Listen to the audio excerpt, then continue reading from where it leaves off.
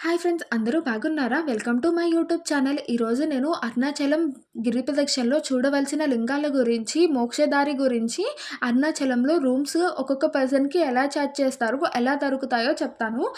మేము ఫస్ట్ వేలూరు వచ్చాము. వేలూరు నుంచి తిరువనమలై అని చెప్పి అడగండి. అక్కడ అరుణాచలం అని చెప్పి చాలా తక్కువ మంది పిలుస్తారు. అక్కడి నుంచి మీకు రూ. 65 చార్జ్ చేస్తారు. ఒక మంచి వ్యూతో మేము అక్కడ ఫస్ట్ ఆంజనేయ స్వామిని దర్శించుకుని తిరువనమలై అనేది ఎంటర్ అయిపోయాము. బస్ స్టాండ్ నుంచి మనకి నార్త్ గోపురం కనిపిస్తుంది. మేము ఆటో తీసుకుని శివ సన్నిధికి వెళ్ళాము. శివ సన్నిధిలో మేము రూమ్స్ బుక్ చేసుకున్నాము. ఇలాంటి ఆశ్రమం ఇంకోటుంది. దాన్ని రమణాశ్రమం అని చెప్పి పిలుస్తారు. ఇవి తెలుగువారి ఆశ్రమాలండి. మేము ఆల్రెడీ రూమ్స్ బుక్ చేసుకున్నాము. కానీ అక్కడికి వెళ్ళేసరికి రూమ్స్ బుక్ అవ్వలేదు అని చెప్పి అన్నారు. ఇది ఒక్కొక్క పర్సన్‌కి రూ. 600 ఛార్జ్ చేస్తారు. ఇక్కడ మార్నింగ్ బ్రేక్‌ఫాస్ట్, మధ్యాహ్నం లంచ్, ఈవినింగ్ డిన్నర్ కూడా పెడతారు. మా రూమ్స్ బుక్ అవ్వకపోవడంతో ఇంకా మేము రూమ్స్ బయట సెర్చ్ చేసాము. అక్కడైతే ఒక 1 బీహెచ్‌కే ఒక పర్సన్‌కి రూ. 250 ఛార్జ్ చేస్తారు. మేము అలాంటి రూమ్ తీసుకున్నాము. దీనికి హాల్‌లో ఒక 4 బెడ్స్ ఇస్తారనమాట. కావాలంటే కింద వేసుకొని పడుకోవచ్చు. లోపల 2 మంచాలు ఇచ్చారు. వాటికి బెడ్స్ కూడా ఇచ్చారు. దానికి అటాచ్డ్ వాష్‌రూమ్ ఉంది. దాంతో పాటు కిచెన్ కూడా అటాచ్డ్ ఉంది. మీకు కావాలంటే అక్కడ కుక్ చేసుకోవచ్చు. మేము అక్కడ 2 డేస్ స్టే చేసాము. ఒక్కొక్క డేకి రూ. 1000 అయ్యింది. ఇంకా ఆ రోజు మేము రెస్ట్ తీసుకొని అక్కడి నుంచి మేము దర్శనానికి వెళ్ళాము. మేము రూము వెస్ట్ గోపురం సైడ్ తీసుకున్నాము. మనం రాజగోపురం నుంచి అంటే ఈస్ట్ గోపురం నుంచి లోపలికి వెళ్ళాలి. ఓన్లీ మీకు టెంపుల్ చుట్టూరి ఒక 2 కిలోమీటర్స్ ఉంటుందండి. మేము ఈస్ట్ గోపురం వరకు వెళ్ళి అక్కడి నుంచి లోపలికి వెళ్ళాక మీకు ఫస్ట్ వేటు అన్నదానము, దర్శనము 2 ఒకే వే నుంచి వెళ్తాయి. మీకు వేటు అన్నదానం మధ్యలో విడిపోతుందనమాట. దర్శనానికి చూసారా ఎంతమంది వచ్చారో. ఈరోజు డిసెంబర్ 31, అందుకనే ఇంకా చాలా తక్కువ మంది ఉన్నారంట. మేము జనవరి 1 రోజు కూడా వెళ్ళామండి. ఆ రోజైతే అసలు నుంచోడానికి కూడా ప్లేస్ లేదు. అంత దారుణంగా ఉన్నారు. ఇంకా మేము దర్శనానికి లోపలికి వెళ్ళాము. లోపలికి ఫోన్ అయితే ఎలో ఉందండి. జస్ట్ గర్భగుడిలోకి మాత్రమే లేదు.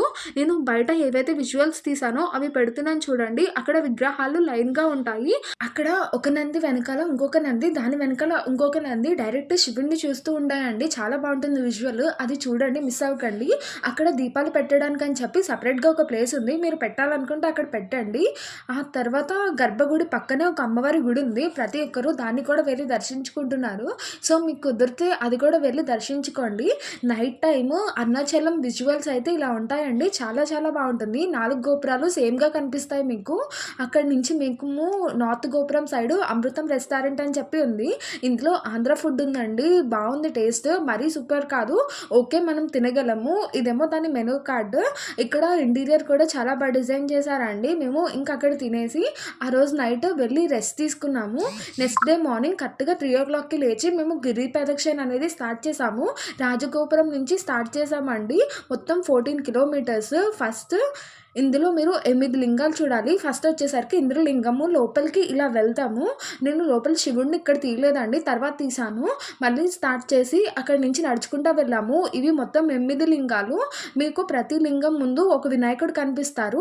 తర్వాత అగ్నిలింగము, దాని తర్వాత యమలింగము, ఆ తర్వాత నైరుతి లింగం కనిపిస్తుంది మాకు. ఇక్కడితో 4 లింగాలు అయినాయండి. అప్పటికే తెల్లవారిపోయింది. ఇక్కడ గిరి కనిపిస్తుంది. విజువల్ చూడండి ఎంత బాగుందో.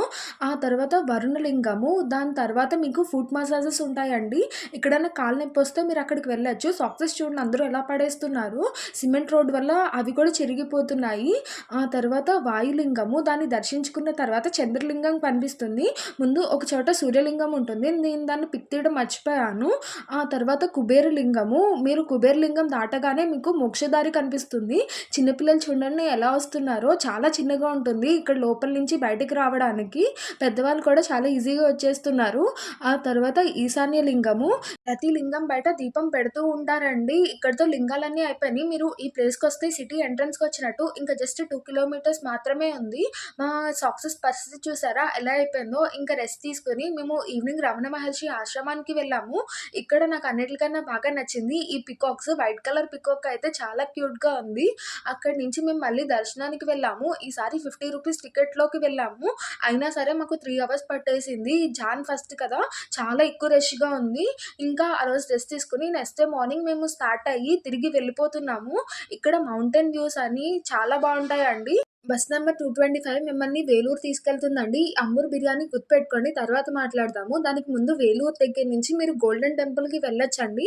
ఆ గోల్డెన్ టెంపుల్ చాలా చాలా బావుంటుంది. మేము లాస్ట్ టైమ్ ట్రిప్‌కి వచ్చినప్పుడు ఆ గోల్డెన్ టెంపుల్ ఇంకా కంచి చూసాము. కాబట్టి ఈసారి మేము అవి ప్లాన్ చేసుకోలేదు. మీరు మాత్రం మిస్ అవ్వకుండా వెళ్ళండి. నాకు వేలూరులో ఈ ఫోర్ట్ కనిపించింది.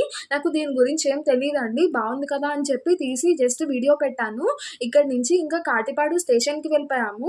ఇంకా మాకు చాలా ఆకలేస్తుందని చెప్పి అక్కడి నుంచి అంబూర్ బిర్యానీ అని చెప్పాను కదా! దాన్ని వెతుక్కుంటా దగ్గరలో ఎక్కడుందా అని చెప్పి వెళ్ళాము. అక్కడ ఫ్రైడ్ రైస్ బయట చేస్తున్నాడండి. అదే రెస్టారెంట్ వాళ్ళు. చాలా చాలా టేస్టీగా ఉంది.